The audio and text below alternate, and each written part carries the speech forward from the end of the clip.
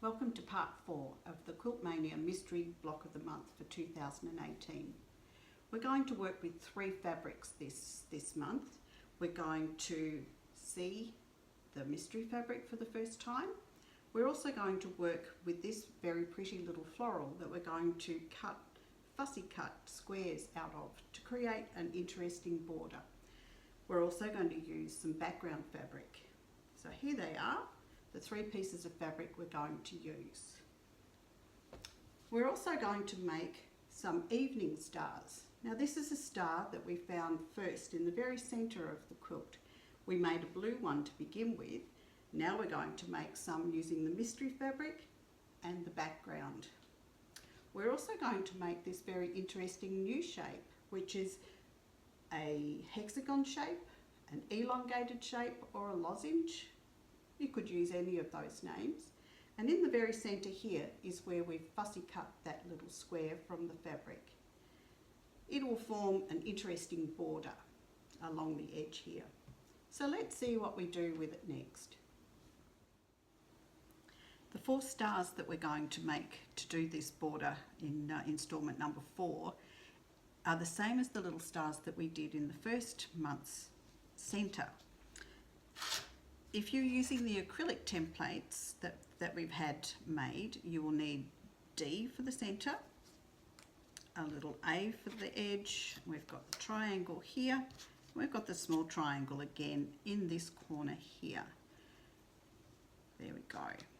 So they will help you make the shape, but don't forget you can make it from the templates on the pattern sheet. The other little shape that we need to make today is this elongated hexagon or lozenge shape, and it's made using the templates F and G in the acrylic set, but again just double check the shapes against the template pages in the magazine for the right ones. We've got the F in the middle, and we've got this shape here. This one needs to be reversed, so we've got like these 2 here, so we've got one facing one way and one facing the other way as we stitch them together. You need to make 40 of these in total, and then we'll stitch them together in groups of 10 to make the border. I've got a little piece of fabric here that I cut all of my centres out of, all of those little squares. It looks like a bit of a holey piece of fabric, but you can see the clever effect that it has when you put them together into the shape. So if I pop those aside just for a moment, here we have the border. So I've stitched together 10 of those elongated shapes into a row like so. Once we've stitched those, we then have little triangles which we will set in along the edge. I've found this one easier to do by hand, but you could also machine it if you like, and there's the corner there. So if we'd like to set them in, if we flip it over and you would pin, let me just reach my pins, we would put a pin in the end through where we've made the mark, line it up on the back, and then at the start, and then you would very carefully hand piece that in place. I just find hand piecing sometimes is easier for setting seams on small sections like this. So once we've done that and we've created 4 of these borders, we'll attach them to the quilt centre. So I'll be back in a moment with how that looks. Now that we've created the 4 borders out of that new lozenge shape that we've done, we've added together 10 of them, and that makes this nice new border. We're going to trim this centre square back to 20.5 inches.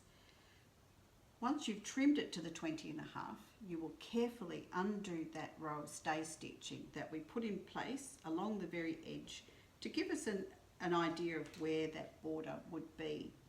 So 20.5 inches, and we're ready to attach the borders. So we'll attach the 2 side borders first. I've chosen to put my little flowers facing in to the middle of the stems into the middle of the quilt, You can make them go out, that's entirely up to you. I've attached these two borders first, and then I've added the two corner stars to one of the borders and attached this row next, and then done the same at the top end. So we've got a little bit of a reveal of how our mystery quilt is going to look. This is just the centre. We do have all those other squares of stars and interesting triangle shapes, and we'll find out what we're going to do with those soon. But here we go. This is how the quilt will look to this point. This concludes part 4 of the Mystery Quilt video series. I hope you're finding them helpful and that you're enjoying the journey. I will be back soon with the next instalment. Happy stitching till then. Bye for now.